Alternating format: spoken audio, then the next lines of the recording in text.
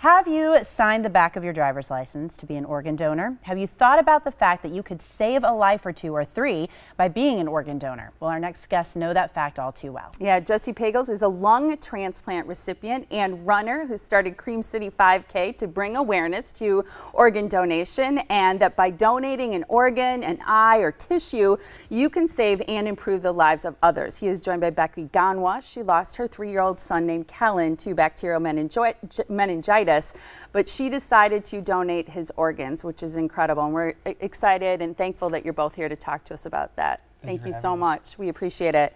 Let's talk a little bit about Cream City 5K and talk about this event and how it got started before we get into your story. Well, you know, I'm one of the lucky ones. You know, I needed lungs and I received them. And when you get a gift like that, you know, a priceless gift, you know, I just felt like it was really important for me to do something to give back.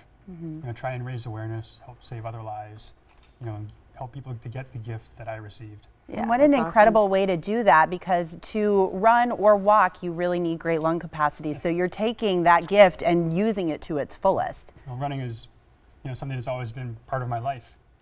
You know, and you know, I'm lucky I get to be a dad, you know, again, and that's something that I almost lost. And you know, running is a secondary thing to that, but still very important to me. And you know, I thought, what better way to, you know, share this and promote this than with something that I love. Good for you. Yeah, that's awesome. A lot of people are going to say, how does a young guy like you, a runner, how is it that you need lungs? Yeah, well, and I had leukemia about 13 years ago.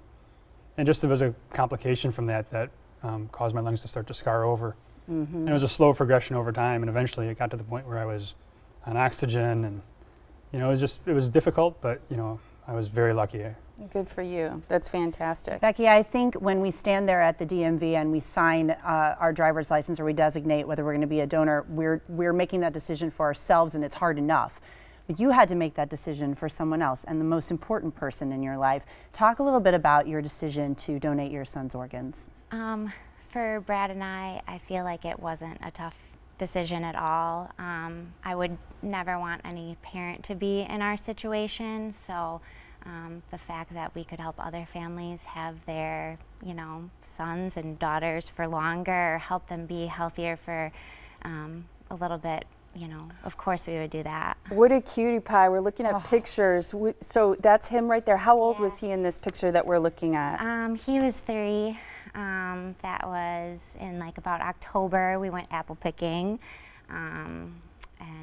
Yeah, and he passed away in December that year. So. In December of 2015, yeah, right? Yeah. And how did you decide to donate his organs? Because I always wonder in that situation, I'm sure somebody came and talked to you, and it's a difficult time and very awkward conversation to have with someone. Sure. I mean, it was such a haze in that moment of our lives and everything, but we had a group of really great nurses and really great doctors around us that were really, really supportive, and they did a really good job, you know, not rushing us and taking time and explaining to us the options and everything too. Yeah. So.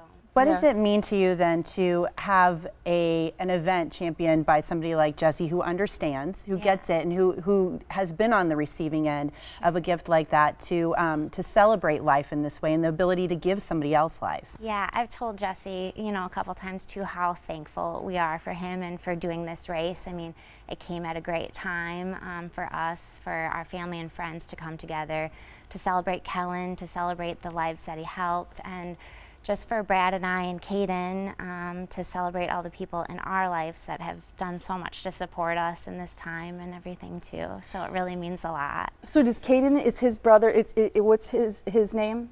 Caden. Caden is your other son. Yeah. Was Kellen older or younger? Kellen was younger. He was younger. So what do you tell Caden about this gift that you gave and how it's helped someone else? Sometimes it's a difficult thing to talk about and everything, but Caden sees him as a superhero, and you know, seeing him, he understands that he helped other boys and girls too, and I think he's really proud of that too. Is that how you view your donor, Jessie? Absolutely. My donor's name is Dusty. I've exchanged some letters with his family, and you know, I mean, he was a generous spirit. That's the message that they've conveyed to me, and you know, I wouldn't be here without him. That is so fantastic. I love that. There's a tremendous need, as I understand it, for organ donations as well as tissue and eye donations. I think it would be great if people would learn more about how it saves lives and improves the lives of others. And a way that people can do that is by participating in this great event. It's the Cream City 5K. Is it a walk and a run? Yep, we have a 5K run. Okay. You could walk it too, I guess. Okay. We have a 1.5-mile walk for those who don't feel like running or walking 3 miles. And we also have a kids fun run. That's great. Yeah. And it's happening at Greenfield Park in West Park. Dallas, and it's happening April 29th, which is this week, Saturday. Okay. Yep. It's at 9 a.m. at Greenfield Park in West Dallas. You can find out more about the event by going to creamcity5k.org.